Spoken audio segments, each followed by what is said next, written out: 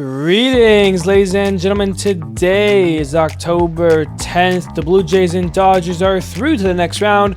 We've got 2 Game 5s. Let's talk about it.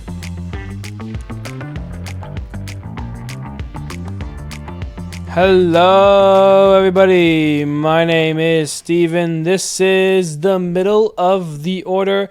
How are we doing today, ladies and gentlemen? The AL and NLDSs are shortly wrapping up here. We started the year with 30 teams. We entered the postseason with 12, and so far we are down to 6 already. How quickly the start of the postseason comes and goes. We're getting ready for those ALCS and NLCS matchups. 4 teams will remain by the end of these next 2 days here today and tomorrow. So with that being said, let's just get into it. Start talking about the baseball. We're going to Yankees and Blue Jays first. So let's get going into that. We got Game 3. We are in New York. Blue Jays at Yankees now for this game. Blue Jays 2-0 in the season series lead in the series. Looking to get the sweep. Shane Bieber makes his Jays postseason debut, but isn't that great? 2 2/3, 5 hits, and 2 runs. The only thing is, Carlos Rodon on the other end was even worse. 2 1/3, 6 hits, 6 runs. Yikes. Vladdy strikes again. Even in New York, he starts the game with a 2-run home run. The Blue Jays rolling early. The Yankees get a run back with an RBI single thanks from Stanton. It's 2-1 through 1. But here come the big bad Blue Jays in the 3rd inning. They add 4. Dalton Varsho an RBI single. Ernie Clement an RBI single. Then Santander breaks it open, a 2-run single. The Jays had a 5-run lead and put the Yankees on their deathbed. But here come the Yankees rising from that bed. Judge an RBI double, Stanton a sac fly, and the lead is cut in half. Blue Jays, the defense wasn't in it in this game. Couple errors allowed Judge to have his moment. 2 on, and it's time for the big bad Aaron Judge. He called his gavel. He called game. He crushes, turns on a pitch 99.7 miles up and in, nowhere near the plate. He somehow keeps it fair and off the top of the foul pole, a 3-run game-tying bomb, and we are tied. The next inning is Jazz Chisholm Jr. It's his turn. He goes deep, a go-ahead home run. The Yankees have come back from down 5. Wells an RBI single in the next inning. The Yankees were up 2 after 5. Ben Rice adds a sac fly, but the Jays couldn't get going on the Yankees bullpen after Rodon leaves. The defense cost the Jays the sweep, but they still lead 2-1. The Yankees win it 9-6. That was Game 3. The Yankees are feeling good about themselves. I mean, the offense did its job. Blue Jays, they had that shaky game, and you start to wonder, okay, is it, home field advantage? Is New York going to come back? In my mind, after this game, I was really thinking, oh, boys, get the Rogers Center ready for Game 5, because here come the Yankees. But we have a Game 4 to go to. The Blue Jays are going with a bullpen game. They have to go through 8 pitchers trying to secure the series win. The Yankees would send out Cam Schlittler. He wasn't as good as the wild card game versus the Red Sox, but because of how bad Hill, Fried, and Rodon was, he was easily the best Yankee starter of this series. 6 1/3, 8 hits, 4 runs, 2 of which were earned, and 2 strikeouts for him. Springer would lead this game off with an RBI double. The base is open. Here comes Vladdy. The Yankees decide to pitch to him instead of intentionally walking him. What are we doing there? Vlad has owned them this series, and what did you expect was going to happen? Vlad gets an RBI single in the first, shoots one down the line. Blue Jays are rolling early, but here come the Yankees in the 3rd. Ryan McMahon gets the bomb. That ties the game up 1 apiece. And we would get another run in the 5th inning. George Springer puts the Jays back in front. He gets a sac fly to score a run. Yankees get out of a tough jam with only 1 run. Not too bad, Yankees. But with a runner on first, a single up the middle, not a single, a ball hit up the middle, Jazz boots it. A big error and blunder by Jazz Chisholm sets up a big moment with runners at second and third, 2 outs. Devin Williams on the mound facing Nathan Lucas for the Blue Jays. And how about Nathan Lucas? He comes through a 2-run single. The Jays have a 3-run lead with the Yankees down to their last 9 outs. Miles Straw came in as a defensive replacement, but still provided offensive. He gets an RBI single in the 8th on a funky swing. The Jays are up 4. The Yankees are down to their last 6 outs, make it their last out. As we're at the bottom of the 9th, Judge drives an RBI single down the left field line. The Yankees score a run, but that's where his postseason ends. Jeff Hoffman strikes out Cody Bellinger. The Blue Jays are the first team to punch their ticket into the ALCS. The Jays win the series 3-1. The Yankees lose. That was the interview there by Big Papi and Vladdy. They were having some fun in the champagne room for the Blue Jays as they take 3 of 4 from the Yankees. And I mean, this series was overmatched. The Blue Jays were the better team on paper. They played like it. The Yankees, they got their win thanks to the Blue Jays' blunders. And I mean, I've talked about this with some friends. I've talked about this. I've seen, analysts and a bunch of people talking about this series. And the Yankees were looking to hit home runs. They were looking for that big swing in this series. They got it on the Judge 3-run homer in Game 3, which got them their win. But you don't get those kinds of big homers every game. The Blue Jays, what they did really well was they weren't striking out. They barely struck out this series. When they swung, they made sure to hit contact, whether they put it in play or fouled off tough 2-strike pitches. They made Yankee pitchers work. And to be honest with you, it just seemed like Aaron Boone and the Yankees didn't really trust the bullpen. I mean, there were pieces in there that were, effective. Tim Hill was okay in the series. Camilo Doval was okay in the series. But, I mean, in a do-or-die game, in an elimination game, when Cam Schlittler was out there in that, in the 5th inning and the 6th inning, like, most of the time these days, we would have seen managers go to their bullpens already. But the problem was, Boone didn't trust the bullpen, and that's one of the many issues that were in this series. Jazz boots the ball, and that's what I'm saying. When you put the ball in play, you don't strike out, you make contact, you make the Yankees play defense. We saw that get exposed last year in the World Series. We've seen it get exposed by the Yankees for the last couple years now. This one was a brutal exposure. The Blue Jays kind of embarrassed the Yankees. They've seen them enough in the regular season to know how they play baseball, what they try to do.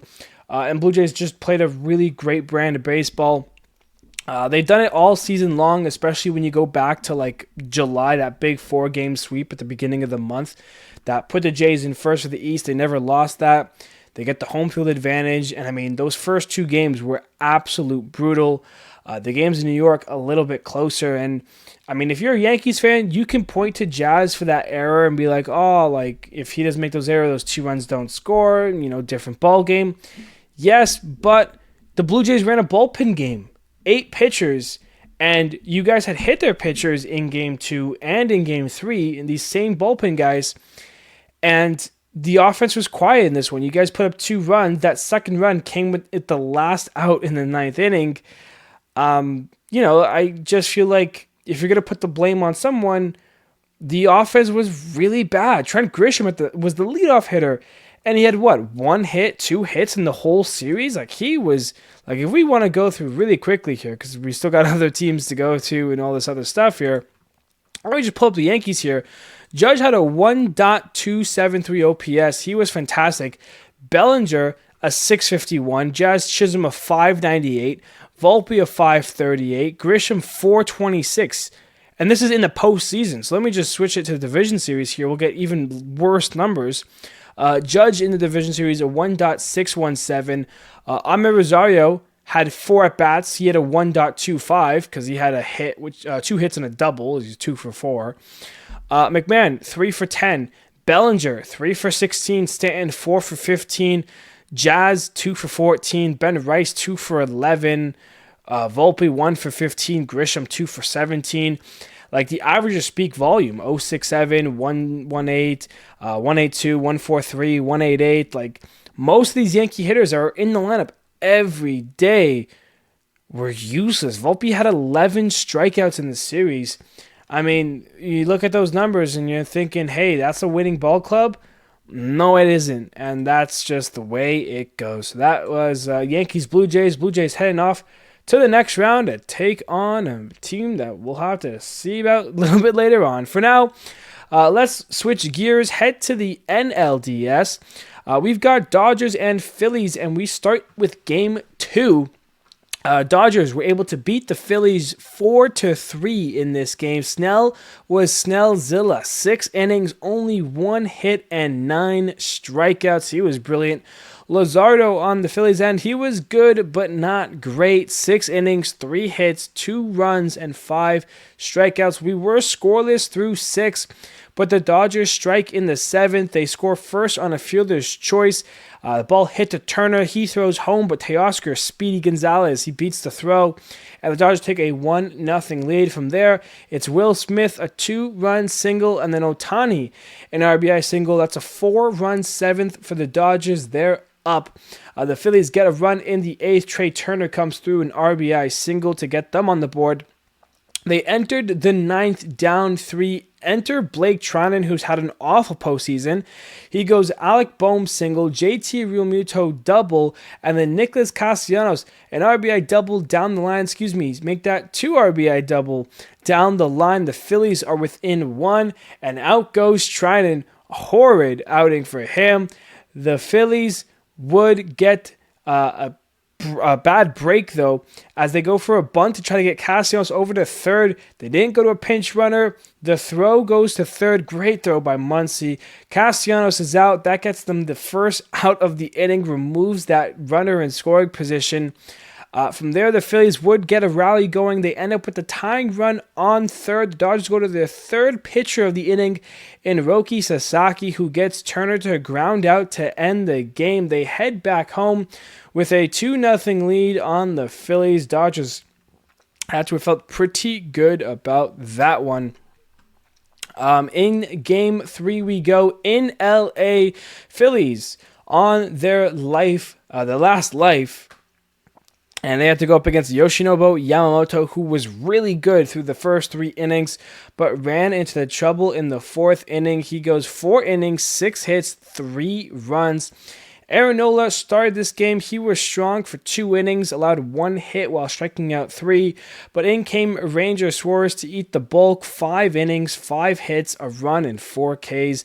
Phillies pitching was on it in this game. After Nola left, through his 2 innings, the first pitch Ranger Suarez throws is gone. Tommy Edman puts the Dodgers up 1, but Ranger Suarez's night only went up from there. That was a big blunder that he made in his outing.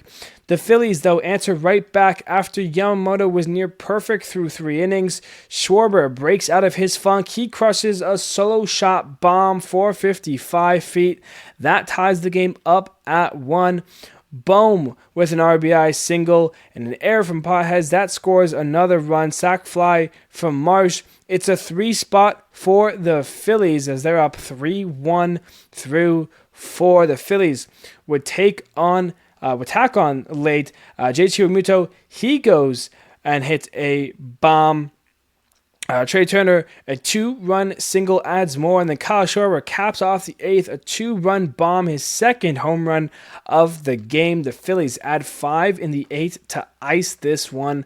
Tommy Edman, an RBI single in the 9th, but too little, too late. The Phillies win it 8-2. Dodgers still with a 2-1 series lead, but we see some fight in the Phillies for the first time in this series. Besides that, 9th inning attempted comeback in Game 2.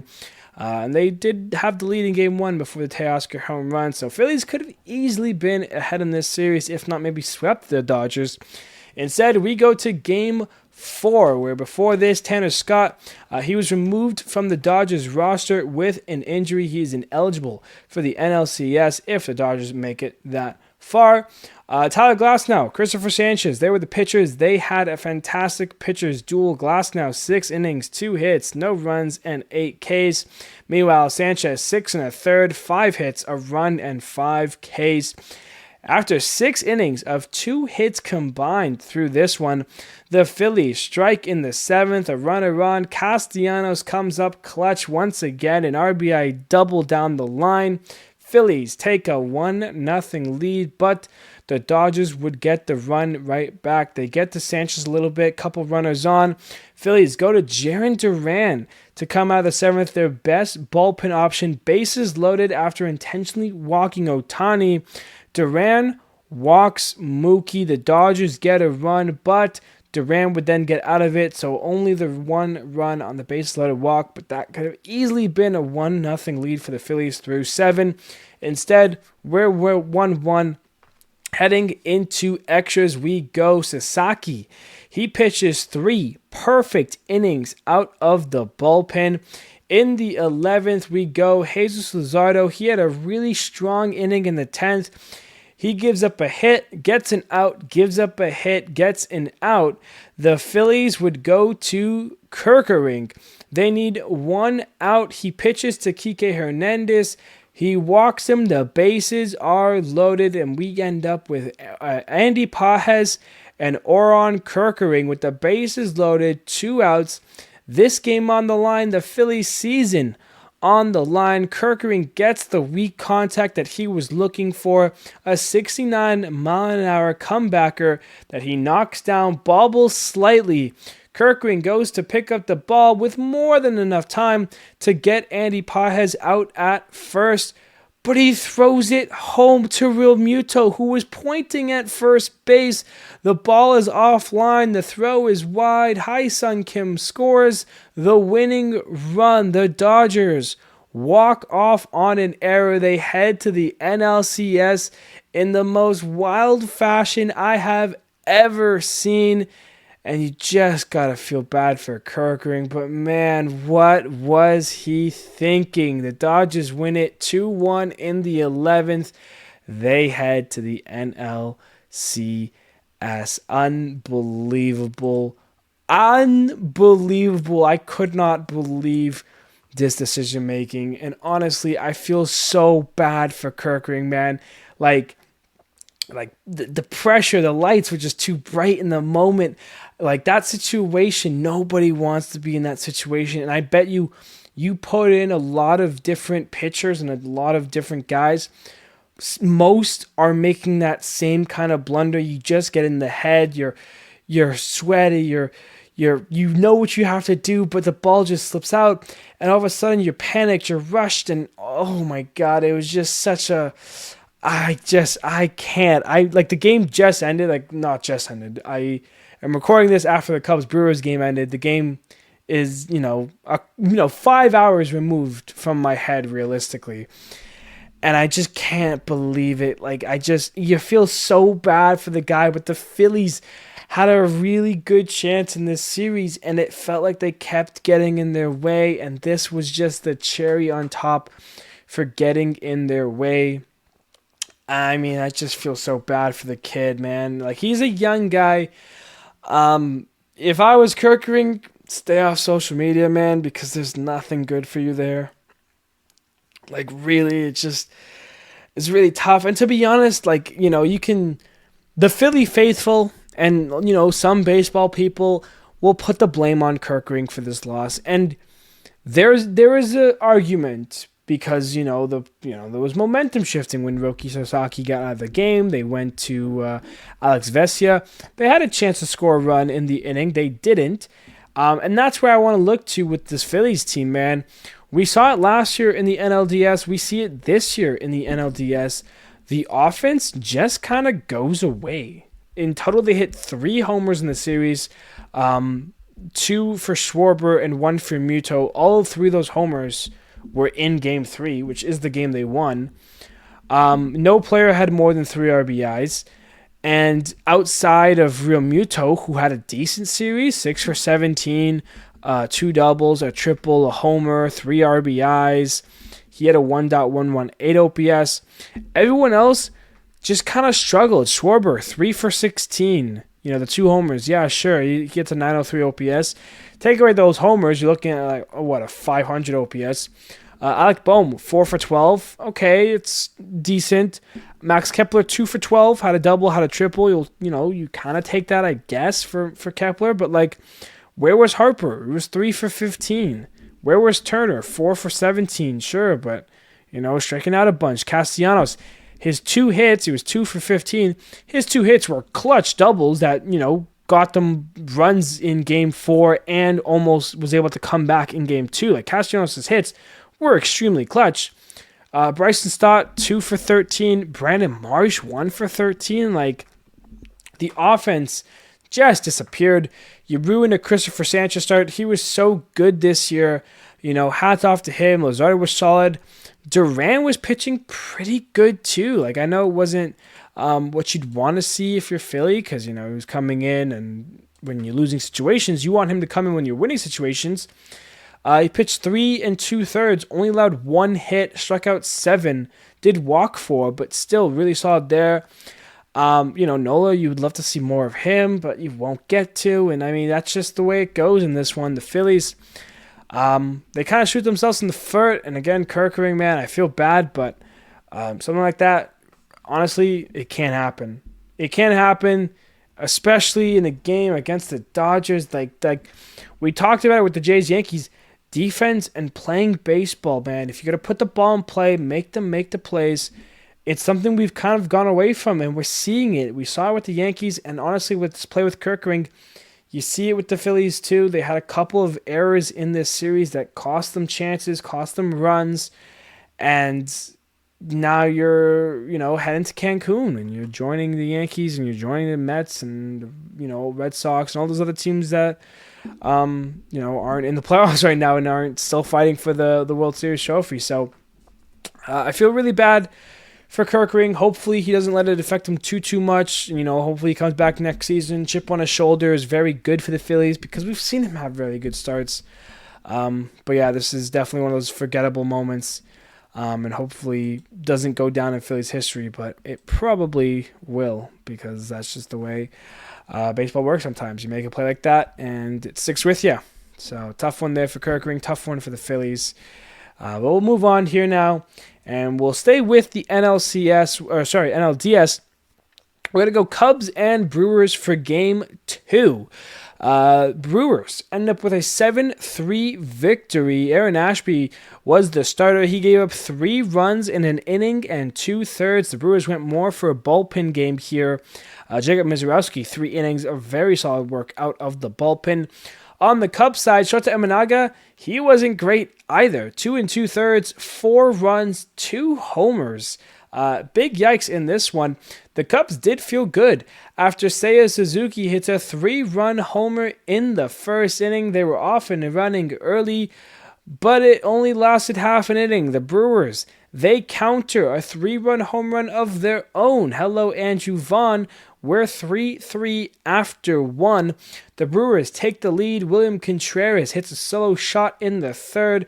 They're up 4-3 in the crew.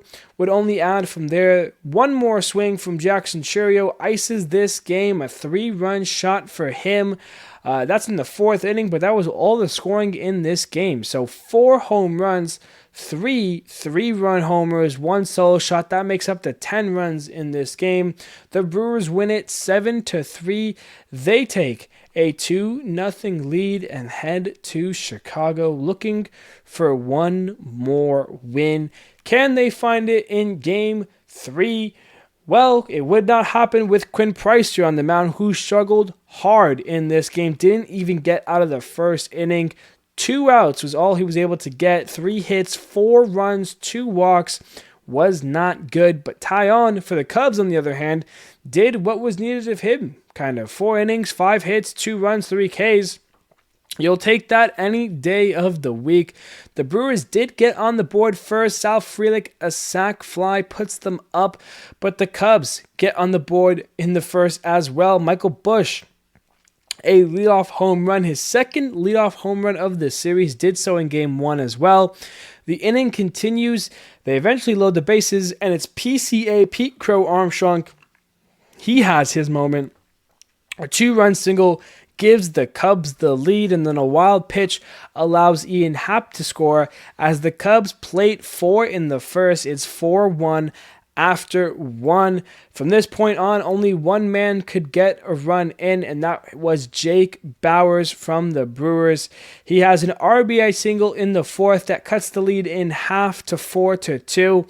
And then in the 7th, he hits a solo shot bomb to put the Brewers within 1, but they could not find that one. The Cubs hold on with the bullpen, a 4-3 victory. Brewers still lead this series, though, 2-1 in the series. And we look to Game 4. Will the Brewers be able to finish the Cubs? Matthew Boyd, a strong outing for him, 4 2/3, 2 hits, and 6 Ks. No runs given up. Out of B, Matthew Boyd. Freddie Peralta, on the other hand, had a first inning blunder, but was pretty solid from there. Bounces back, but 4 innings, 3 hits, 3 runs, and 6 Ks. And those 3 runs came in on what is another first inning run, in this case another 3-run homer in a first inning. This one from Ian Happ. He gets Wrigley rocking with a 3-run bomb from Happ. First inning, Cubs out and rolling. They add in the 6th. Matt Shaw comes through, an RBI single for him. The Cubs get solo shots in the 7th and 8th. It's Kyle Tucker and it's Michael Busch once again, his 4th home run of the postseason. He's been on fire. The Cubs pitching dominates the Brewers. This series is not over yet. They get a 6-0 win, shut out the Brew Crew, and this series is tied 2-2 with a do-or-die Game 5 on Saturday. And I don't envy the Brewers' position, man. This is definitely going to be a heart-racing game for the Brewers. A lot is at stake. The Cubs, they've been in a do-or-die game before. They were doing a do-or-die game just last week against the Padres to move on to the NLDS to face these Brewers. They've done so plenty of times, and they have a good record in do-or-die games.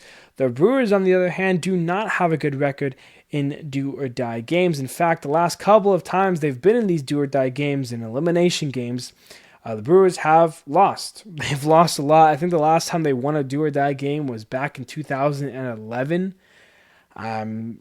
You're kind of going off of 2019 onwards for the Brewers here. Since that 2018 NLCS run where they lost to the Dodgers, from that point on, Brewers have made plenty of postseasons, but they haven't been able to get past a game, a series, whatever it was. They've kept getting in their own way. They take the first 2 games of this series. They then drop these next 2. The Cubs this postseason are 3-0 in elimination games. When their season is on the line, they have come clutch 3 out of 3 times. The Brewers, on the other hand, this is their first one, and it could be their last one. This is very typical Brewers to somehow lose Game 5 after being up 2-0, to not win this series, to lose to the Cubs, and to lose in the division series like this. It's just kind of been on par with what the franchise has been the last couple of years, and I hate to say it because I think the Brewers are a very good team. I think the Brewers can go toe-to-toe with the Dodgers in an NLCS matchup, but we need to see it. And this game is going to be very interesting. The home team has won all 4 games, so if you look at that stat, the Brewers are bound to win Game 5. It's gone Milwaukee at home, Cubs at home. We're back in Milwaukee. They should win. But this is a big do-or-die Game 5. It will be the last game of the Division Series since that game's on Saturday. The other game, which I'll kind of spoil, is today, so get ready for that. But Brewers, man, you gotta win this one. Pitching is going to be very interesting in this game because there is really not a good starter available, a good option available for either team. So it really comes down to Craig Counsell versus Pat Murphy, how they choose to, pull which levers at which times, who gets the matchups when, who's going to hit the first inning home run. That's been a story of this series. Every time someone starts off with a first inning run, who's it going to be this time? That's kind of what you got to watch for. But Cubs-Brewers series is not done. Game 5 tomorrow. And boy, is that going to be a good watch. We have another good watch, and this one is today. Tigers and Mariners. We're going back to the ALDS here. Last series to talk about. They had a Game 3. This series was tied 1-1.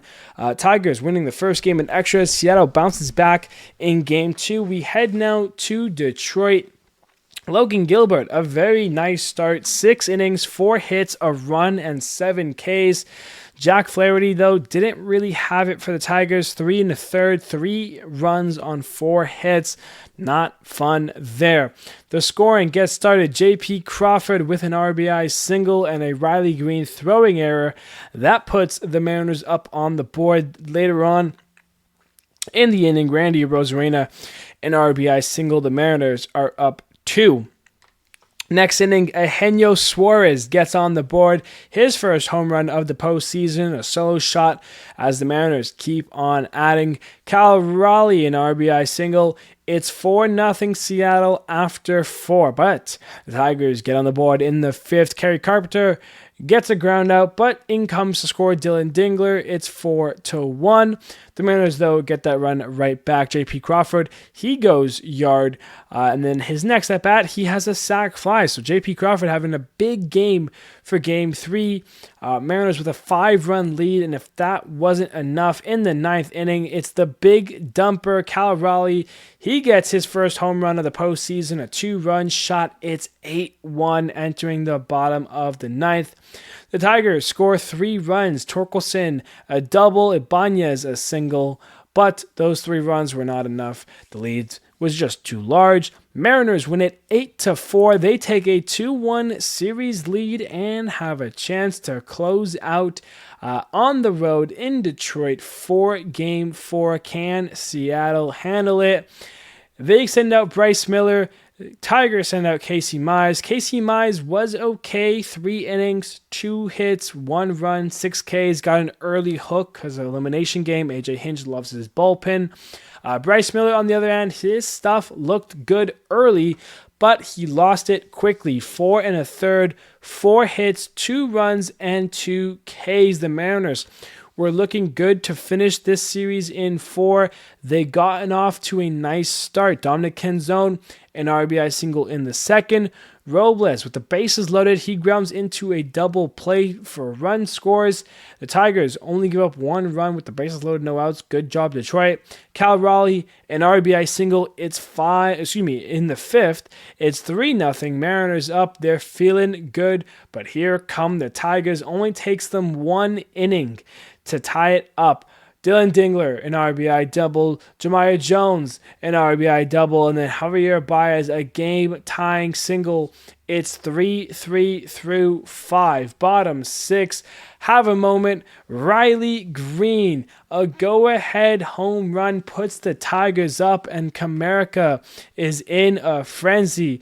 The next inning would get a little bit longer. Zach McKinstry, an RBI single, and Javier Baez ices the 4-run inning. He hits a 2-run bomb. And from 3-3, the Green homer, the McKinstry RBI single, and the Baez 2-run shot. Tigers score 4 in the 6th. It's 7-3. They add in the 7th. Gleyber Torres goes yard, and then Baez an RBI ground out. That would finish the scoring in the 8th inning. Mariners score 3. Tigers score 9 unanswered after being down that 3. They force a Game 5 win-or-die game. They win it 9-3. They tie up the series 2-2, and their Game 5, of course, is today. This series has been very good. I've enjoyed watching these games, Seattle and Detroit, back and forth, throwing these punches. And I kind of wish this was a 7-game series. It's been really fun to watch, very enjoyable. So, good stuff there overall. It sucks that it ends today for one of these teams. And to be honest with you, I think Seattle has a better chance against the Blue Jays. I think their team is more hungry for it. They're more built for it. Good offense, good pitching. The bullpen's been much better. But the Tigers, they're pests. They don't go away. We've seen them be the best team in baseball for parts of this season. They were a top team top 2 team in the AL for what feels like 90% of the season. only getting away from them at the end of the year, pretty much in the month of September. They've come into October and they've kind of reasserted themselves as like, hey, we are the big bad Tigers. When the offense clicks, the pitching can do its job. And, this is where we're at now with Detroit. They've got a big chance here to take a Game 5. They've got the guy they want on the mound too. Like it's very good for the Tigers. Seattle, though, back at home. When you look at the series, it's gone Tigers, Mariners, Mariners, Tigers. So that's the pattern that we've gotten thus far. Someone's going to have a moment today. Someone's going to lead their team to victory. I have no idea who it's going to be, but what I can tell you is that this game is going to be good, man. I cannot wait to see what these two teams can put up on the show. And again, Cubs and Brewers tomorrow. A lot more at stake for the Brewers there. My heart would be pounding if I was a Brewers fan. That is the week of Division Series games here, as we'll take a look now at the upcoming games. So as I mentioned, we've got Mariners and Tigers. They play today. Game 5 on the hill will be Tarek Skubal for your Detroit Tigers. Seattle is sending up George Kirby. If you're seeing this on paper, you assume the Tigers win this game easily because it's Tarek Skubal. Okay, now, I agree. Hold your horses, though. Seattle had faced Skubal twice in the regular season as well as already Game 2 in this playoffs. The Mariners have faced Skubal 3 times this year. All 3 times, Seattle has won those games. They've been able to beat Tarek Skubal. Skubal is 0-3 against the Mariners this year. So when you think of that, you think, oh, maybe there's a chance. Again, Skubal was very good in Game 2. The difference was the Tigers couldn't give him any offense, and he made 2 bad pitches to Jorge Polanco, had 2 homers against Skubal. That kind of makes or breaks the difference. So while I say, 0-3 on paper, that's a bad look for Skubal. Maybe Seattle has a chance. If the Tigers can get some runs early, get Kirby out of the game, make the Mariners go to their bullpen early, I think Skubal will have what it takes to shut down the Mariners offense. I would say advantage Detroit in this series. Despite being on the road, Skubal is the Cy Young winner. He's going to be the Cy Young winner. He's the tough nut to crack. Watch out for Tarek Skubal. He is coming, and he is not taking any survivors. He's going to give it his all, and Detroit looking to move on. Tomorrow, Game 5, Saturday, it's the Cubs, it's the Brewers. As this game just finished about an hour and a half ago at the time of recording this, the current starters, TBD versus TBD. It's going to be a good one. What you can expect is kind of bullpen-ish games from both sides. I mean, Cubs will rock with Shota Imanaga. But so far this postseason in the wild card and divisional round, he's been pretty bad. I mean, he hasn't really had a strong outing, giving up some untimely home runs. So Imanaga will probably get the start, but how long is that leash? Hey, maybe he pitches well, but watch out for that. Meanwhile, the Brewers, I mean, this was kind of the bullpen game that they did in Game 2. Game 5 is kind of a repeat of Game 2, kind of. I would expect to see Jacob Misiorowski at some point. He pitched 3 really strong innings for the Brewers in Game 2. You also might see Quinn Preister on the mound. He did start the game on Wednesday, so you're thinking, that's only 3 days of rest. We probably won't see him. He only pitched, 30, 40 pitches, only got 2 outs. So, I mean, it wasn't a great showing for him, so I don't know why you would want to go to him. But in a do-or-die game, he's had a very good season.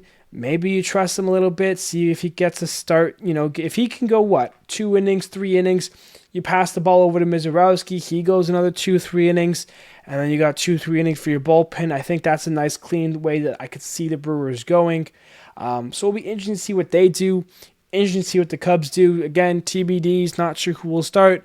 But again, I don't expect any pitcher to go more than 4 innings in this game. I expect it to be, Council versus, why am I blanking on his name? Brewers manager.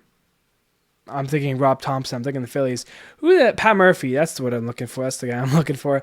Pat Murphy versus Craig Counsellor. Which decision will cost which team this game? That's what it's going to come down to in my mind. Unless some guy can get a big swing here. And then Sunday, we'll have a baseball game on Sunday regardless of outcomes here. Game 1 of the ALCS. That's right, we're moving on to the next round. After Saturday's game, we'll have our final 4 teams. We know 2 of them already, the Blue Jays, the Dodgers. The Blue Jays will host the winner of the Game 5 on Friday, whether it's the Tigers and Skubal, whether it's the Mariners and George Kirby. One of those teams, the season ends today. The other will go to Toronto for Sunday, Game 1 of the ALCS. That will happen. And that will bring us to Monday. We'll have our Monday episode. We'll talk about the Game 5s today and tomorrow. We'll do a little team of the Division Series, pick out some of those highlight players from the DS, both the AL and NL. We'll preview both the series. So whoever the Blue Jays end up facing, whoever the Dodgers end up facing, we'll look at those final 4 teams, see who has the edge, and then we'll look over ALCS Game 1 as well. That is for our episode on Monday, but for now, that is going to do it for our episode here today. Ladies and gentlemen, the postseason is continuing here. We're about a third of the way through the month, which means we're a third of the way through the postseason.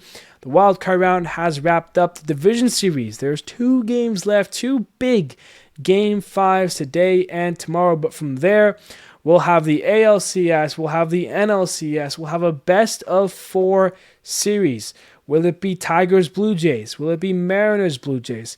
Will it be Cubs Dodgers? Will it be Dodgers Brewers? Those are the 6 teams we have left. Brewers and Dodgers punch their tickets. They wait for their opponents. We're here. We're getting closer and closer to the World Series, ladies and gentlemen. I love you all. I appreciate you all.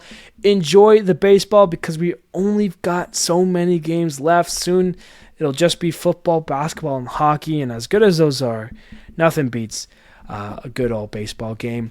I appreciate you all. Thank you, everybody, so much. And I will see you on Monday.